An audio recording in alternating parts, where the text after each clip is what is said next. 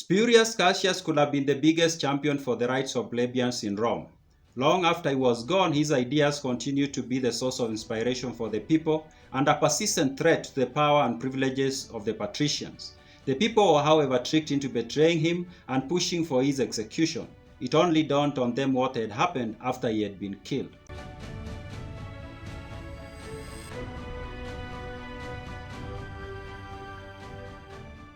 I welcome you to my YouTube channel where I explore ancient texts, and ancient texts here I mean texts that have been around for thousands of years. At the moment I'm going through From the Founding of the City by Titus Livius. These are collections of books actually that were written about 2000 years ago, and they cover the history of Rome from the founding of the city around the year 730 BCE to around the time that Augustus was the emperor of Rome. If you've not subscribed, subscribe so that you don't miss any of the videos that I publish. Spurius Cassius was a consul of Rome for 3 times, and the 3rd time ended with his own death. And when he was a consul for the 3rd time, he was a consul alongside Proculius Verginius. When he became the consul for the 3rd time, there was a war going on between Rome and the people of Hernicy, who were their neighbors. That's what Livy tells us. He managed to bring that war to an end, and there was a negotiation between Rome and the people of Hernicy, and they signed a treaty.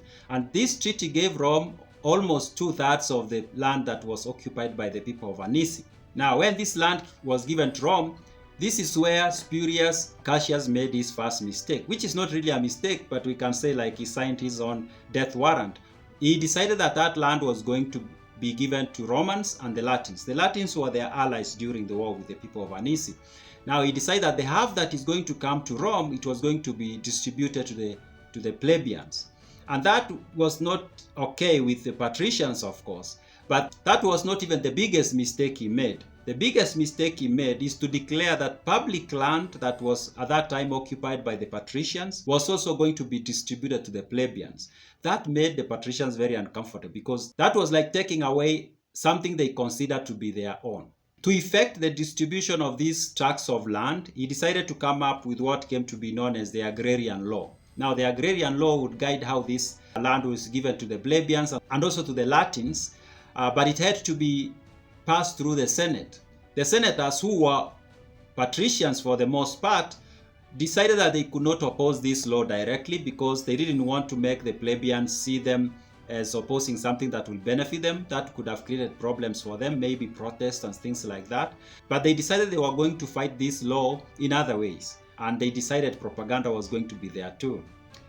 By proposing this law, Spurius Cassius had basically made himself the enemy of the patricians, and the campaigns they were going to do against this law was in fact a campaign against the person of Spurius Cassius. It wasn't even the law now, it was about destroying him. The propaganda that they started spreading amongst the people went like this. They started telling the people that the reason why Spurius Cassius was giving out land to the plebeians was not because he liked them. It is because he wanted to buy their liberty. That meant he wanted to become the king of Rome.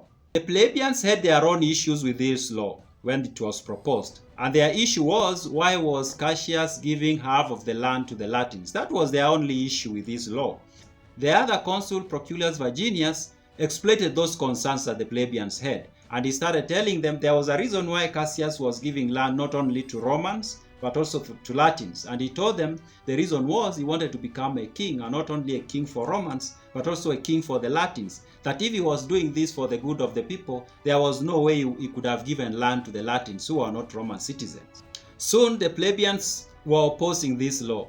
They were no longer raising concerns about why are the Latins getting half of the tract of land, but now they believed that indeed Cassius was not doing this because he cared for them, but because he intended to use that to get to the throne.